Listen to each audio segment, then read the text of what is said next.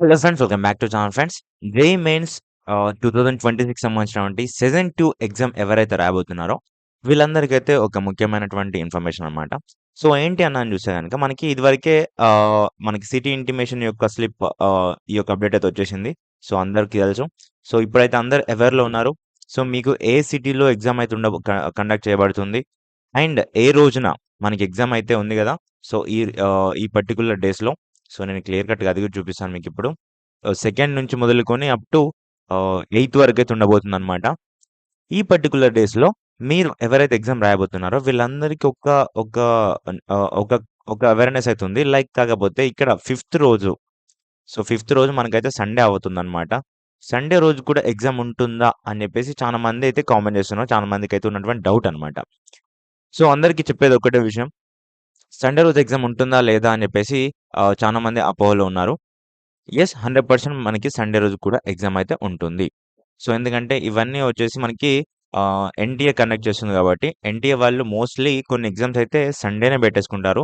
So, like NEET exam కావచ్చు. So, మొదలైనటువంటి మరికొన్ని ఎగ్జామ్స్ అయితే ఉంటాయి.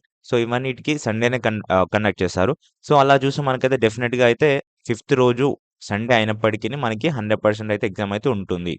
సో, మీరైతే ఎలాంటి ఆహ్, మిస్‌అండర్‌స్టాండింగ్ మాత్రం అయితే చేసుకోమాకండి. ఎందుకంటే మనకి ఈ యొక్క పర్టిక్యులర్ ఎగ్జామ్స్ అనేవి సెంట్రల్ ఎగ్జామ్స్ ఏవైతే కాంపిటీటివ్ ఎగ్జామ్స్ ఉన్నాయో, సో ఎంట్రన్సెస్ ఎగ్జామ్స్ వీటికి డెఫినిట్‌గా మనకైతే ఆన్ టైమ్‌కైతే ఎగ్జామ్ ఏ రోజైతే ఇచ్చారో ఆ రోజైతే డెఫినిట్‌గా ఉంటుంది. ఓకేనా?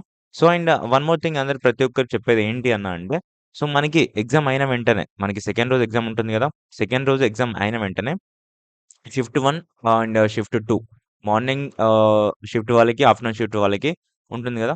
సో, వీళ్ళందరికీ పేపర్ ఎలా వచ్చింది, ఏంటి అనేది మనమైతే డే బై డే సెకండ్ రోజు ఎగ్జామ్ అయిన వెంటనే మనం డిస్కస్ చేద్దాం.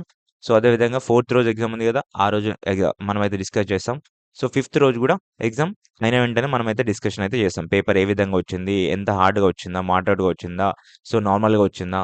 So, and if in case హార్డ్‌గా వస్తే మనకి నెక్స్ట్ అప్‌కమింగ్ వీడియోస్‌లో గూడా మాట్లాడుకుందాం. లైక్ మనకి మార్క్స్ ఏమన్నా ఐ మీన్ హార్డ్‌గా వచ్చినందుకి మనకి గనుక మార్క్స్ ఏమైనా యాడ్ అవుతాయా? సో, ఏ విధంగా ఉంటుంది నార్మలైజేషన్ ప్రక్రియ అని జెప్పేసి మనమైతే అవన్నైతే మనం అప్‌కమింగ్ వీడియోస్‌లో మాట్లాడుకుందాం. ఓకేనా? సో, ఫర్ థట్ ఇంకా ఎవరైతే మన ఛానెల్‌కి సబ్స్క్రైబ్ చేసుకోలేదో ప్లీజ్ సబ్స్క్రైబ్ అయితే చేసుకొని పక్కన బెల్ ఐకాన్ ఆల్ ఆప్షన్‌లో పెట్టేసుకోండి. అండ్ వీలైతే మీ యొక్క ఫ్రెండ్స్‌కి అయితే షేర్ అయితే డెఫినిట్‌గా చేయండి ఫ్రెండ్స్. ఓకేనా?